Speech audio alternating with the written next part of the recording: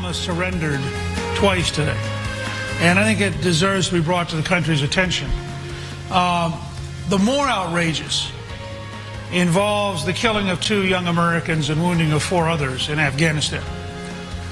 Now, apparently there was an incident where an amount of radical Islamist material was being burned.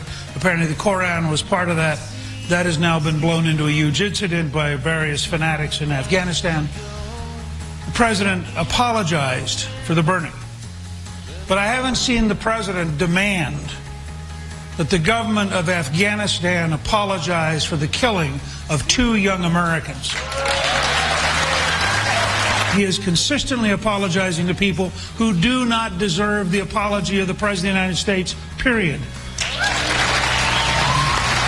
That was Newt Gingrich yesterday blasting President Obama for apologizing to the Afghan president over the inadvertent burning of Muslim holy books at a U.S. air base.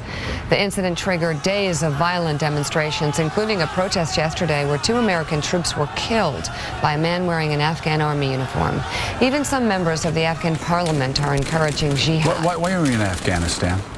Why are we still in Afghanistan? It's just... We went over to Afghanistan and we invested billions and we invested the blood of our sons and daughters 10 years ago because that was where Al-Qaeda was based. Right. And because they sheltered Al-Qaeda for the horrific attacks of 9/11. We should have gone in there. We should have killed as many Taliban members as possible. We should have killed as many Al-Qaeda members as possible. But we destroyed Al-Qaeda. We destroyed Al-Qaeda in Afghanistan. Why are we still there? Why did we triple the number of troops? Why are we trying to rebuild a country that wasn't built in the first place? Why are we still in a place like this? Where an incident like that, a horrific incident like that though, could bring all of those people out wanting to kill the same American troops that have been fighting for a decade, spilling their blood, building their schools, trying. Why are we still there? Why are we still in Afghanistan? This is what happens. We are there because we've been there. I mean, it just gets to be that simple. Nobody wants to be the president who wants to withdraw.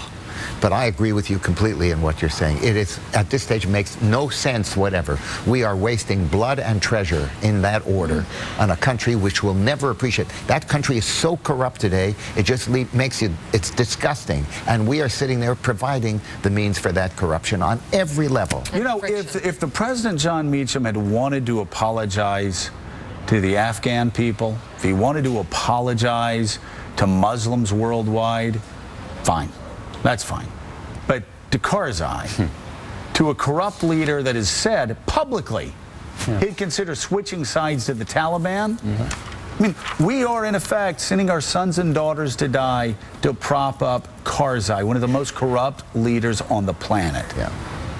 This is it's a long, slowly unfolding tragedy, the war in Afghanistan. It's now lasted 3 times as long as the Second World War. It's disgusting. In what could be a major development, Pakistan's prime minister is now calling on the Taliban and other militant groups to participate in peace talks with the government in Afghanistan.